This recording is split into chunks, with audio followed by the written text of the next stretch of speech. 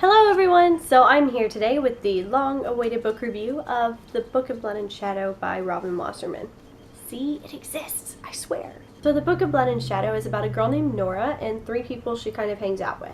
Adrian, Max, and Chris. Chris and Max and Nora are all in a club that kind of translates Latin in its spare time. They're undergoing a project specifically to translate a book that their professor really wants to find the hidden key for.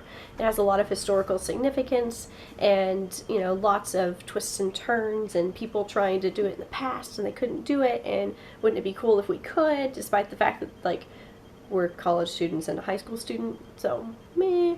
And actually what ends up happening is Nora ends up translating the letters of a girl from the 17th century.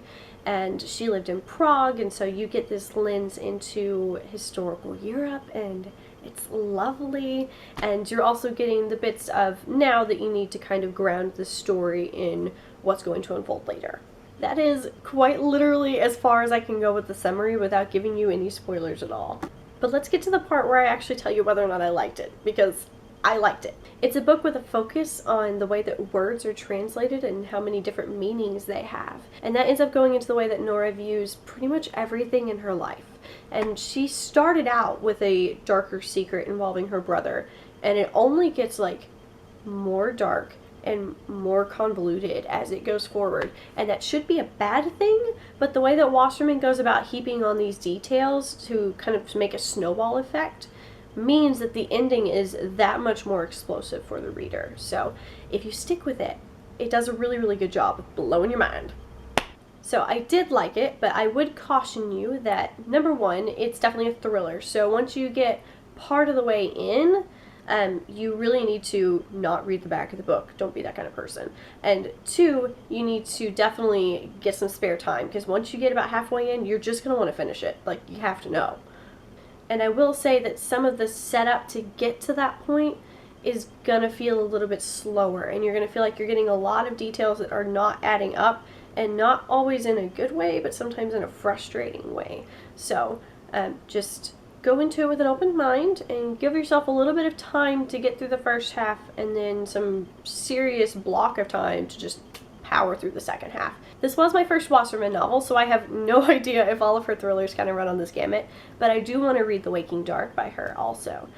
So if you've read either one of these and you want to compare and contrast with me, that would be great.